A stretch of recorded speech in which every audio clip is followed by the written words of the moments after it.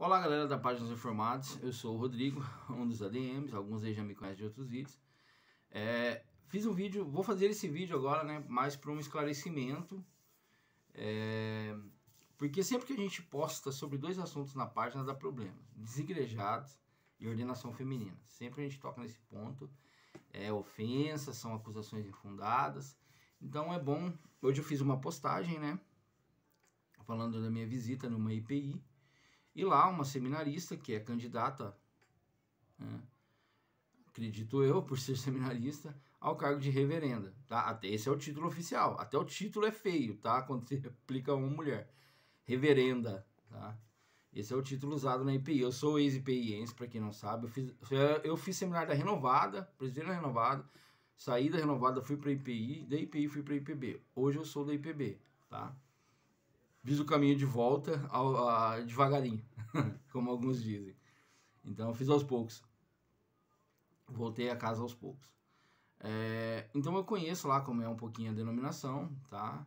E essa irmã deu um estudo lá e no final falou sobre os católicos. Defendeu o que padres católicos são cristãos genuínos, que lá no seminário da IPI eles têm professores que são padres e são cristãos genuínos. E citou, acho que foi o Manzotti, Lancelotti, acho que é o nome do padre. É Júlio Lancelotti, né? O nome do padre. Acho que uma pessoa me perguntou aí na postagem se era um xará dele, né? Sobre a Sopão. A questão não é, eu nem quero entrar nesse mérito, é mais trabalhar uma questão da ordenação feminina, por que eu tratei disso, e da hermenêutica histórico-crítica, tá? Que é o método usado pelos liberais. Quando a gente fala de ordenação feminina, quando a gente diz que é contra, aí vem algumas pessoas fazendo acusações e chamarem de machista, como foi feito na postagem.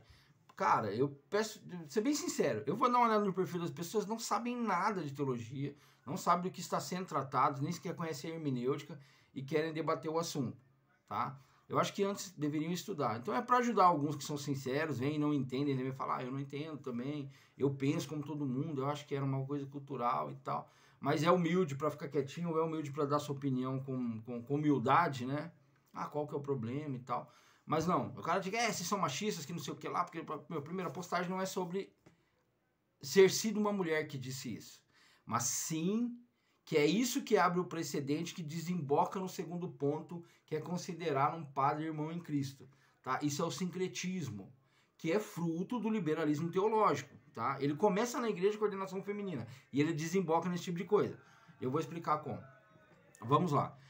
Quando a gente fala de ordenação feminina, nós não estamos falando que a mulher é inferior, tá? Porque geralmente quando a gente fala contra a ordenação feminina, mulheres são mais capazes, mulheres são mais não sei o quê, é porque os homens estão deixando a desejar, então as mulheres estão assumindo o papel porque elas são melhores nisso, não sei o quê. Não.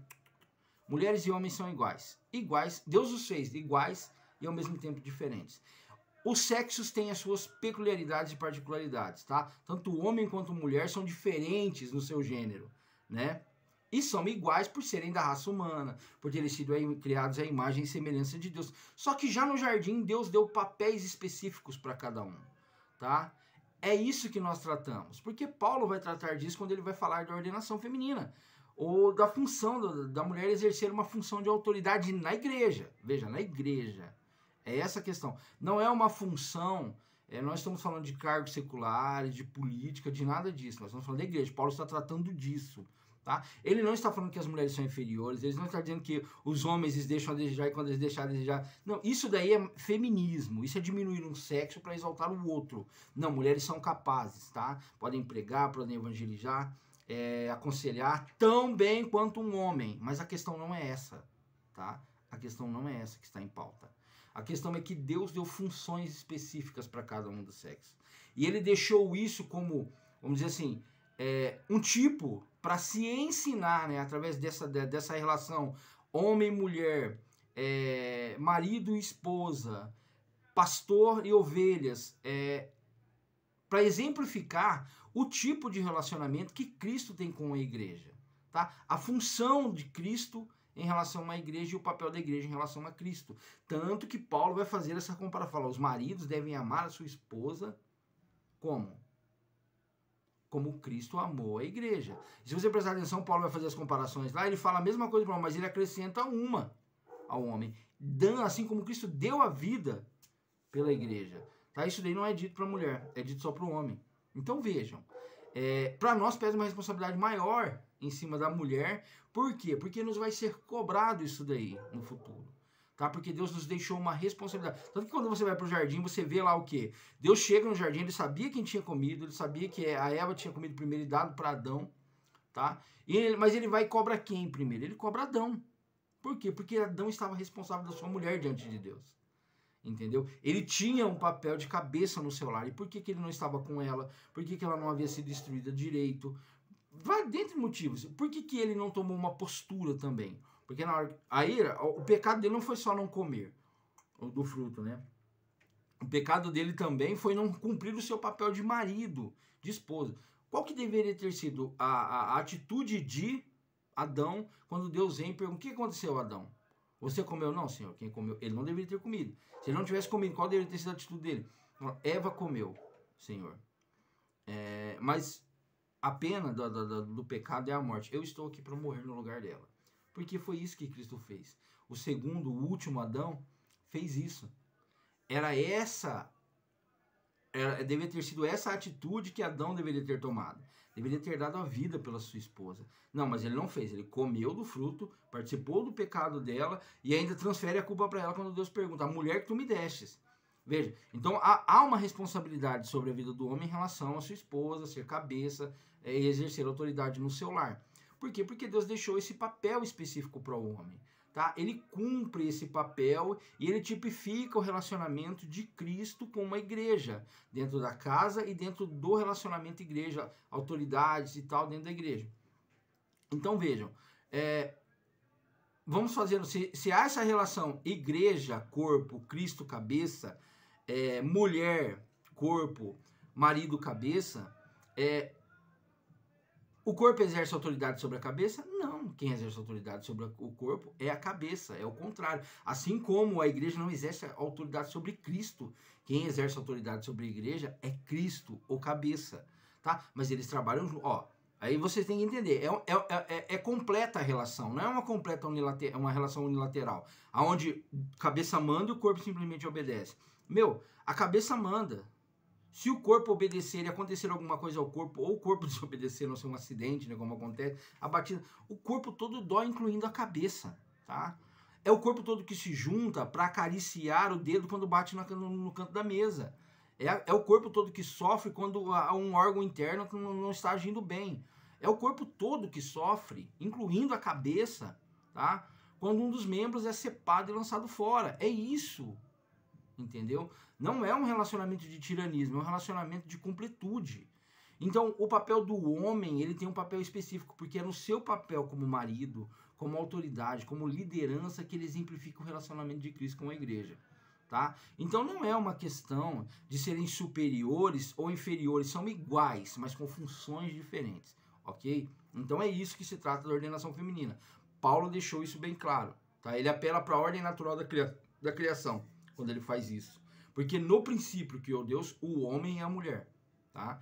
Ele apela para um princípio universal desde o início da criação. Tá? Que é o princípio da ordem natural da criação. Deus deu uma ordem lá no jardim. Essa ordem não foi mudada. Essa ordem continua. Tá?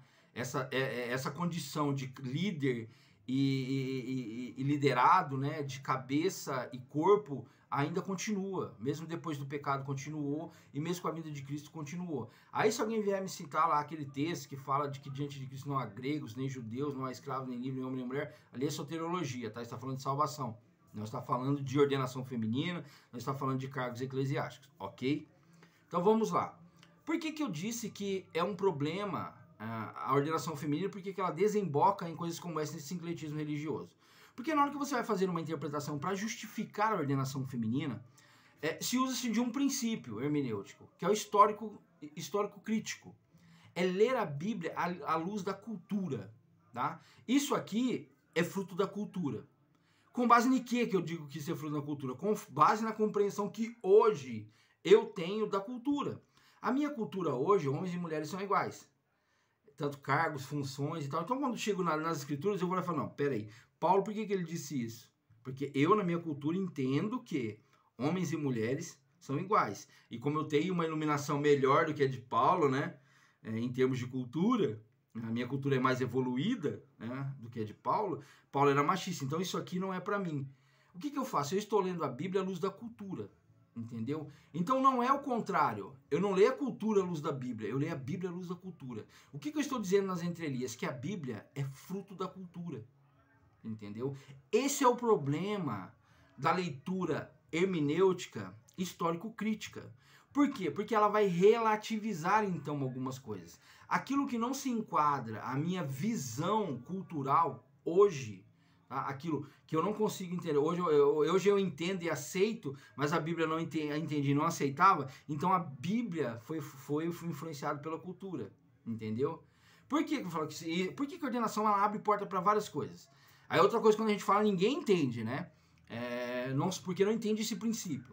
Aí quando você vai para falar do homossexualismo como prática comum, você condena e fala que isso é pecado, o homossexual que defende, né, o militante do homossexual, ou não o homossexual, mas militante da causa, vai dizer o seguinte: isso é fruto de uma sociedade patriarcal e machista.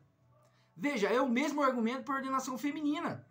E se eu ordeno uma mulher e eu aceito que a Bíblia ela sofre influência da cultura, tá? E ela foi influenciada pela cultura, então existem coisas na Bíblia que não são palavra de Deus, mas são fruto da cultura, influência da cultura, eu sou obrigado a aceitar o argumento do homossexual. E é nisso que redunda, é nisso que desemboca a ordenação feminina. É só você estudar, vai lá ver os países europeus, onde a teologia liberal acabou com o cristianismo. É o que se vive hoje, que se chama de era pós-cristã. Foi isso que aconteceu. A primeira coisa foi a ordenação feminina. Se ordenou mulheres. Aí depois da ordenação feminina, se abriu o precedente. Aí você vê, qual que foi a primeira igreja a ordenar mulheres? Igrejas tradicionais. Foi a luterana. Tá? Hoje, peço perdão aos meus irmãos luteranos aí, porque eu não sei dizer qual das luteranas que é, mas os tradicionais, os luteranos mesmo, eles já não compactuam mais com essa denominação. Essa denominação, ela é exclusa, né? Do luteranismo tradicional.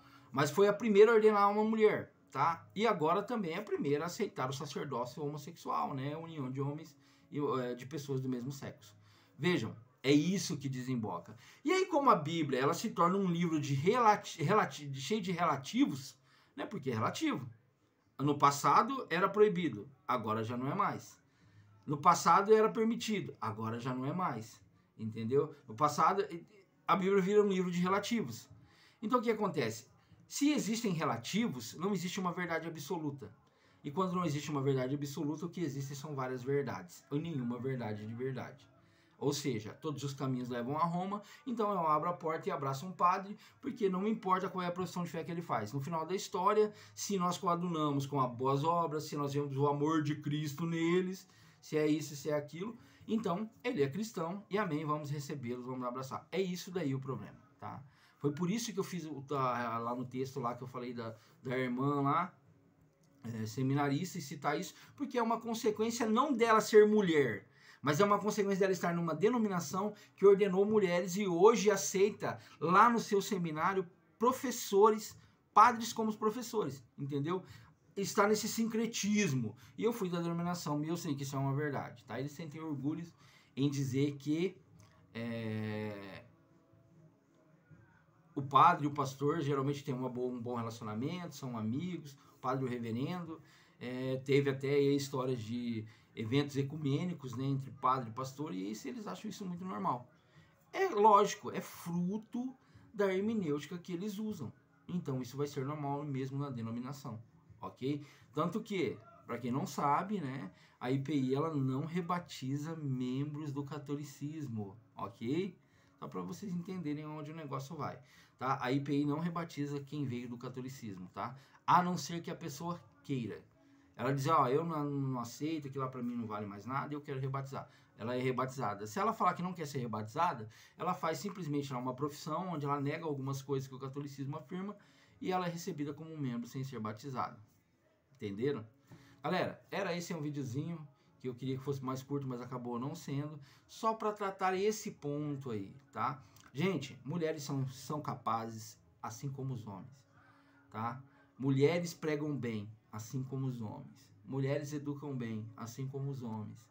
Eu sou azulejista, para quem não sabe. Eu vi trabalho de uma mãe que trabalha com 2 filhas, uma senhora e 2 filhas.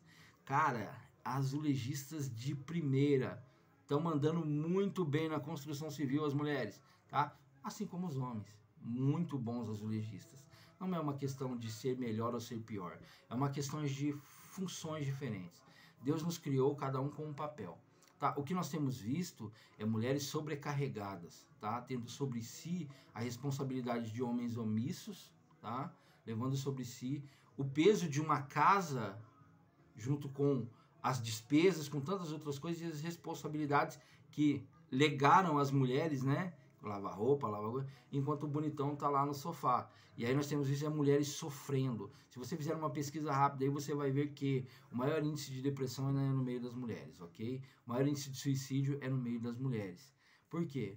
Porque elas estão sobrecarregadas, estão lançando sobre as costas das mulheres responsabilidades que elas não deveriam ter, tá? Que deveriam estar dividindo com o homem. E não tem sido assim. Deveriam estar sendo cuidadas e zeladas, e não estão sendo assim. Por quê? Porque o feminismo tem implantado uma ideia de que você não precisa de um homem, né? Você pode viver muito bem sozinha. E aí o que nós temos visto é as mulheres sofrendo. Sim, você precisa de um homem que te trate com carinho, com respeito, que ame você e dê a vida por você, assim como Cristo amou a igreja e deu a vida por ela. Essa é a verdade, tá? Então, irmãs, nós amamos vocês. Mas a questão é que a ordenação feminina não é bíblica. E a ordenação feminina ela traz sérios problemas para a igreja no futuro. E eu só demonstrei um exemplo para que vocês entendam como é que funciona a questão da ordenação feminina, qual é o princípio por trás. Quem quiser conhecer mais, estude sobre o método histórico crítico e histórico gramatical, que é o método que nós usamos, né? O método histórico gramatical, ele lê a Bíblia à luz do quê? Das línguas originais, da revelação total, à luz do testemunho da história, à luz da própria Bíblia, né? A Bíblia interpreta a Bíblia, e o método histórico crítico não, ele lê a Bíblia à luz da cultura. Essa é a diferença. Nós lemos a Bíblia, ou melhor, nós lemos a cultura à luz da Bíblia, e não a Bíblia à luz da cultura. Tá? Então, se você estava fazendo isso e não entendia, agora você vai passar a entender, ok? Então, Deus abençoe vocês aí, um abraço, galera.